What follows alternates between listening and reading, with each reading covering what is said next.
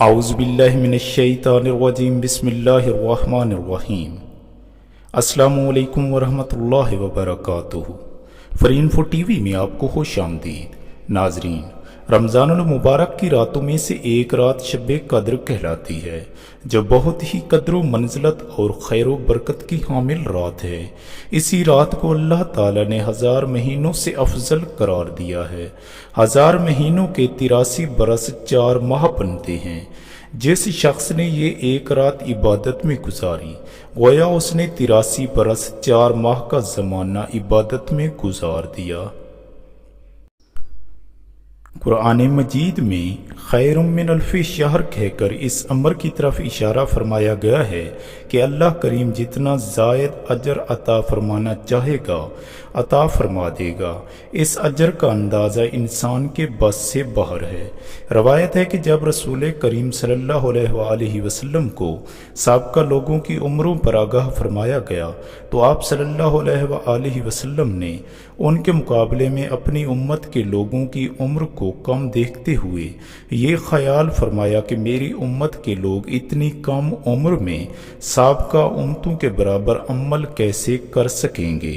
تو اللہ تعالیٰ نے لیلۃ القدر عطا فرما دی، جو 1000 مہینے سے افضل رات ہے۔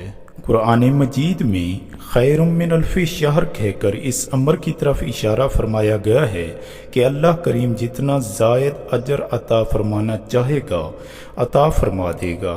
اس اجر کا اندازہ انسان کے بس سے باہر ہے۔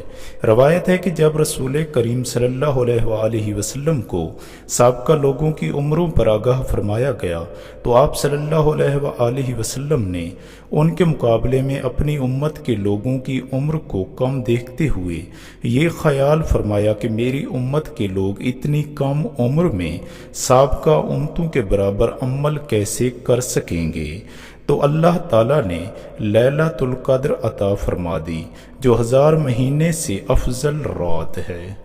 حضرت ابن عباس رضی اللہ تعالیٰ عنہ سے روایت ہے کہ آپ صلی اللہ علیہ وآلہ وسلم کی خدمت اقدس میں بنی اسرائیل کے ایک ایسے شخص کا تذکرہ کیا گیا جس نے 1000 ماہ تک اللہ تعالیٰ کی راہ میں جہاد کیا تھا، تو آپ صلی اللہ علیہ وآلہ وسلم نے اس پر تعجب کا اظہار فرمایا اور اپنی امت کے لیے آرزو کرتے ہوئے جب یہ دعا کی کہ اے میرے رب، میری امت کے لوگوں کی عمریں کم ہونے کی وجہ سے نیک اعمال بھی کم ہوں گے، تو اس پر اللہ تعالیٰ نے شب قدر عنایت فرمائی۔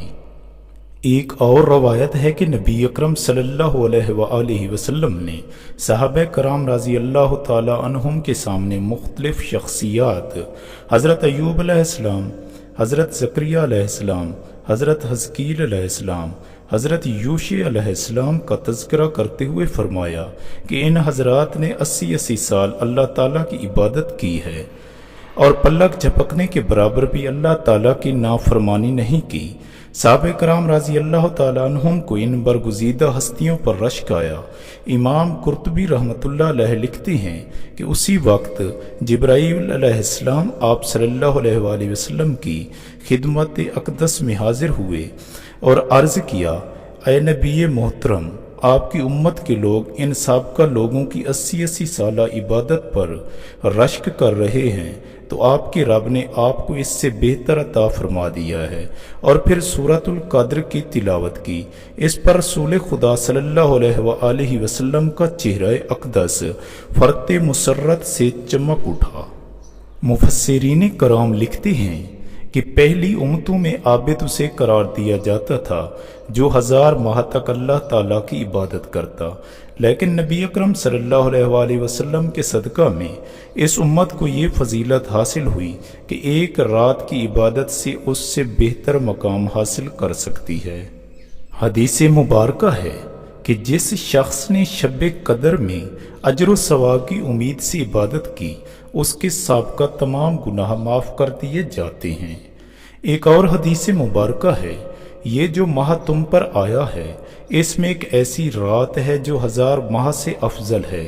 جو شخص اس رات سے محروم رہ گیا گویا وہ سارے خیر سے محروم رہ گیا، اور اس رات کی بھلائی سے وہی شخص محروم رہ سکتا ہے جو واقعتاً محروم ہو۔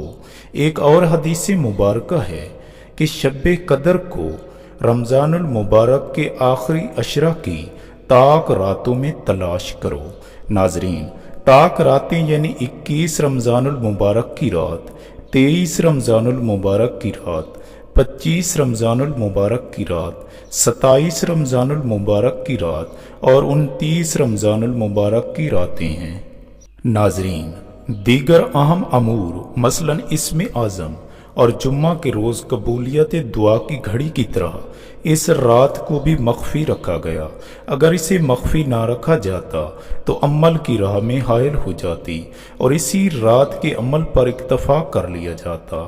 ذوق عبادت میں دوام کی خاطر اس کو آشکار نہیں کیا گیا۔ اگر کسی مجبوری کی وجہ سے کسی انسان کی وہ رات رہ جاتی تو شاید اس کے صدمے کا ازالہ ممکن نہ ہوتا۔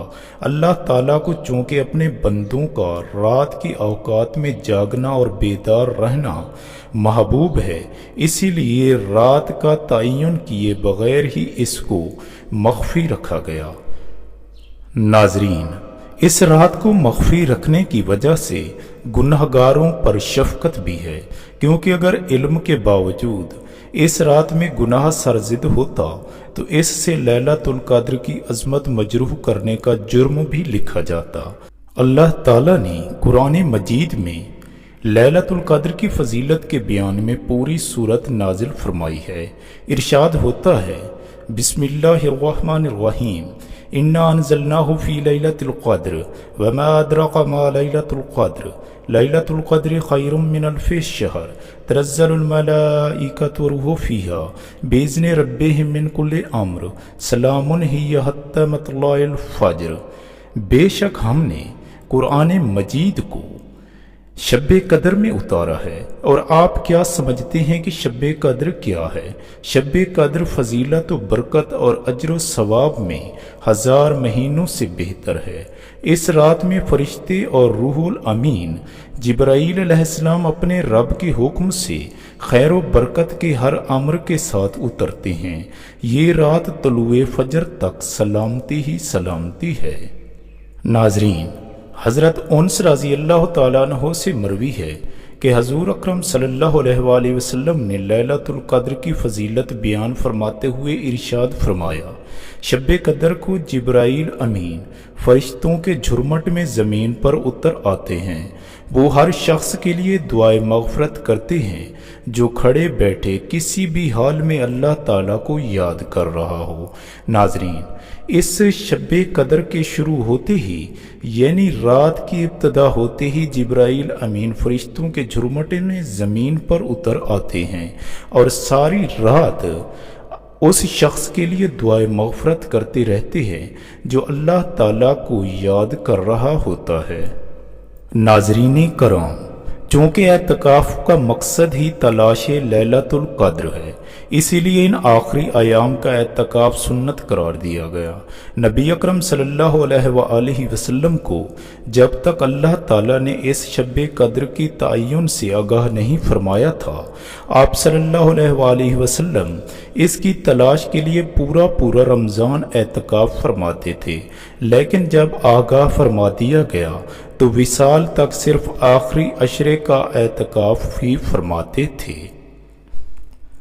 ناظرین، اب آپ کو بتاتے ہیں کہ اس رات عبادت کس طرح بجا لائی جائے۔ ناظرین، آپ چاہیں تو ساری رات تلاوت قرآن مجید میں بسر فرما دیں، اپنی قضا نمازوں کی قضا بجا لائیں، نفل نمازیں بجا لائیں، یا اللہ تعالیٰ کے نام کی تسبیح بجا لائیں، اللہ اکبر کی تسبیح پڑھیں، الحمدللہ کی تسبیح پڑھیں، سبحان اللہ کی تسبیح پڑھیں، کسی بھی آیت کا ورد کرتے رہیں۔ ناظرین، لا الہ الا انت سبحانک انی کنت من الظالمین کا ورد کثرت سے کرتے رہیں۔ ناظرین، اس رات شب بیداری کا مقصد یاد الہی میں ساری رات بسر کرنا ہے۔ ناظرین، امید کرتا ہوں کہ آپ کو میری آج کی یہ ویڈیو ضرور پسند آئی ہوگی۔ مجھے بھی اپنی دعاؤں میں یاد رکھیے گا، اپنا بے حد خیال رکھیے گا۔ اگلی ویڈیو تک کے لیے اللہ حافظ۔